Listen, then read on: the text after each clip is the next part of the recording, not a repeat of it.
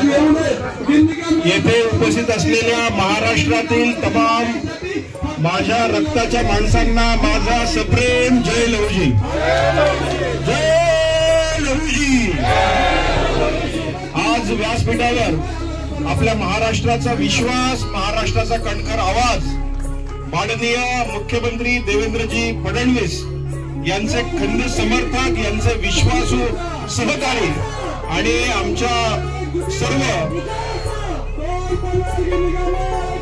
Bharatiya Janata party आणि मित्र पक्षाच्या असलेले आमचे मार्गदर्शक संकटमोचक माननीय गिरीश भाऊ या ठिकाणी उपस्थित आहेत। त्याचबरोबर माननीय आमदार सुनील भाऊ आहेत। आज या ठिकाणी आमचे मित्र खऱ्या अर्थाने सत्यजितराव देशमुख या ठिकाणी आहेत। त्यामुळे मराठा समाजानेही आपल्या या आरक्षणाला खरा पाठिंबा दिला असं मी जाहीरपणे सांगतो। आज या मोर्चामध्ये व्यासपीठावर अनेक मंडळी आहेत। आमचे श्यामभाऊ आहेत। आताच ज्यांनी या मोर्चाचं खऱ्या अर्थाने संपूर्ण महाराष्ट्रातनं नियोजन केले ते आमचे माननीय गणपतजी पिसे, त्याचबरोबर आपले कटखर नेतृत्व माननीय मच्छिंद्रजी सकटे, नामदेवराव साठे, उपस्थित सर्वच मान्यवर अनेक मोठी मंडळी या ठिकाणी उपस्थित आहेत।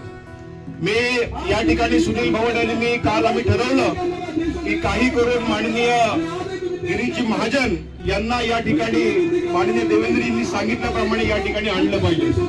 का आणलं पाहिजे तर गिरीजी महाजन यांचा शब्द जो आहे तो दिलेला पक्का करणारे गिरीजी महाजन म्हणून त्यांना संकट मोचन असं म्हटलं जातं। मगाशी आम्ही त्या ठिकाणी जाऊन बसलो। मला खऱ्या अर्थानं गिरीजींचं कौतुक करायचंय आणि त्यांना यायला या ठिकाणी अर्धा पाऊण तास झाला, पण मी त्या ठिकाणी सुनील भाऊ आम्ही त्या ठिकाणी बसलेलो असताना माझ्या लक्षात आलं की नाशिकमध्ये अण्णाभाऊ साठे यांचा पुतळा व्हावा म्हणून त्यांच्या केबिनमध्ये बैठक चालू होती आणि अण्णाभाऊ साठेंच्या पुतळ्याचं काम नाशिकमध्ये होतंय हे मी बघत होतो। त्यांनी न सांगता केलेलं काम आहे। मी त्या ठिकाणी प्रचारासाठी त्यांच्या मतदारसंघात गेलो होतो। त्यावेळेस आपल्या समाजाच्या सगळ्या लोकांनी मागणी केली होती की त्यांच्या मतदारसंघामध्ये जामनेरला अण्णाभाऊ साठेंचं स्टॅच्यू नाही आणि त्यांनी मला त्यावेळेस दिलेलं वचन समाजाला ते पूर्ण होताना आज मी पाहिलं। आज माननीय सकटे साहेबांनी, गणपत पिसे साहेबांनी आणि सर्व उपस्थित मान्यवरांनी या ठिकाणी भाषणं केलेली आहेत। मी माननीय गिरीश भाऊ आपल्याला आवर्जून सांगेल की आता आम्ही सर्व जरी भारतीय जनता पार्टीचं काम करत असलो तरी पण मातंग समाज म्हणून, मांग समाज म्हणून या सरकारच्या विरोधात आम्हाला स्वतःला ज्या वेळेस उतरण्याची वेळ येईल त्यावेळेस सर्वप्रथम आम्ही आमदार आहोत। कारण समाज प्रथम, समाज मोठा झाला तर समाजातला प्रत्येक माणूस मोठा होईल। समाज मोठा झाला तर खऱ्या अर्थाने आम्ही मोठे होऊ। समाजामध्ये ज्या वेळेस आमच्याकडे आमचे कार्यकर्ते सक्षम होतील त्या वेळेस आम्हाला मोठे झाल्याची जाणीव होईल आणि हे होण्यासाठी हे अबकड आरक्षण मिळणं अत्यंत महत्वाचं आहे। मी माननीय महाजन साहेबांना सांगू इच्छितो, आपल्याला कल्पना आहे की आता सरकार या ठिकाणी आलं आणि त्यामध्ये महायुतीचं सरकार या ठिकाणी आलं आणि हे सरकार येण्यामध्ये महाराष्ट्रातनं सगळ्यात मोठा वाटा कोणाचा असेल तर तो मातंग समाजाचा आहे।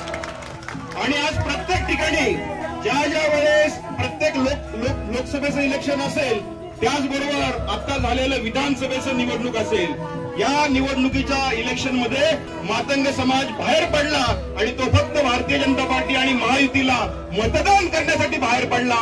म्हणून आपल्या सरकारचं कर्तव्य आहे की येणाऱ्या काळामध्ये आम्हाला हे अबकड आरक्षण झालं पाहिजे। आज मी आपल्याला आवर्जून सांगू इच्छितो महाजन साहेब, आज आपल्या सरकारनं, आमच्या सरकारनं आपल्या समाजाला भरपूर काही दिलं।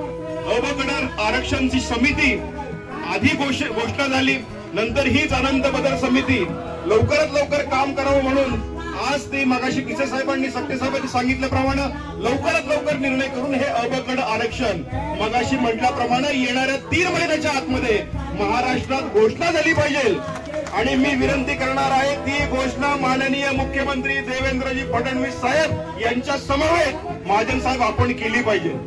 आज आरटी सारखी घोषणा आपण केली, पण त्या आरटीला 500 कोटीचं बजेट, अण्णाभाऊ साठे महामंडळाला 1000 कोटीचं बजेट देण्याचं काम येणाऱ्या अर्थसंकल्पात आपण केलं पाहिजे, ही आमच्या समाजाची प्रमुख मागणी आहे। आज मगाशी सांगितल्याप्रमाणे समाजामध्ये खऱ्या अर्थानं राजकीय अनेक गोष्टी घडत असताना आमचा राजकारणातला आवाज कुठेतरी दाबला जातो, सगळ्या पक्षात दाबला जातो असं आम्हाला नेहमीच वाटतं। आणि म्हणूनच राजकारणातही तो आवाज उठावा म्हणून प्रत्येक ठिकाणी येणाऱ्या नगरपालिकेच्या निवडणुका, येणाऱ्या महानगरपालिकेच्या निवडणुका आणि येणाऱ्या नगरपंचायतीच्या निवडणुका महाजन साहेब आपलं लक्ष असू द्यात. आमच्या समाजाच्या जास्तीत जास्त मंडळींना तिकीट मिळवून देण्यासाठी मी आणि सुनील भाऊ भांडणार आहोत आणि ती तिकीट आपण दिली पाहिजे. येणाऱ्या काळामध्ये सगळ्यात महत्वाचा प्रश्न अबकड आरक्षणाचा प्रश्न आहे. त्याचबरोबर अण्णाभाऊ साठेंना भारतरत्नाची ही मोठी मागणी आहे. अशा अनेक मागण्या घेऊन हा समाज एकवटलेला आहे. आता जरी समाजातल्या प्रत्येक जिल्ह्यातली आज 50-50, 60-60 मंडळी या ठिकाणी आलेली असली तरी येणाऱ्या काळात जर हे आरक्षण आणि इतर गोष्टी जर आमच्या समाजाला मिळाल्या नाही तर हाच जनसमुदाय येणाऱ्या काळात लाखोच्या संख्येने या ठिकाणी दिसेल असं मी आपल्याला आश्वासित करतो. आणि मी खात्री देतो की आज आपलं सरकार आहे, आमचं सरकार आहे आणि हे सरकार खऱ्या अर्थानं मांगाचं मातंगाचं संरक्षण करणारं सरकार आहे. म्हणून आम्ही सर्व आपल्याकडे बघतोय आणि म्हणून येणाऱ्या काळामध्ये सगळ्यात पहिल्यांदा जर रस्त्यावर झोपण्याची वेळ आली तर 1 नंबरला मी आणि माननीय सुनील भाऊ असू अशी मी ग्वाही देतो. आणि या ठिकाणी पुन्हा एकदा मी माननीय गिरीश भाऊ आपलं आभार मानतो की आपण या ठिकाणी आलात. पण फक्त आला नाही तर आज आपण जे आश्वासित करणार आहात ते येणाऱ्या काळामध्ये नक्की आपण पूर्ण कराल अशी आशा बाळगतो. धन्यवाद. जय हिंद, जय महाराष्ट्र, जय लहूजी.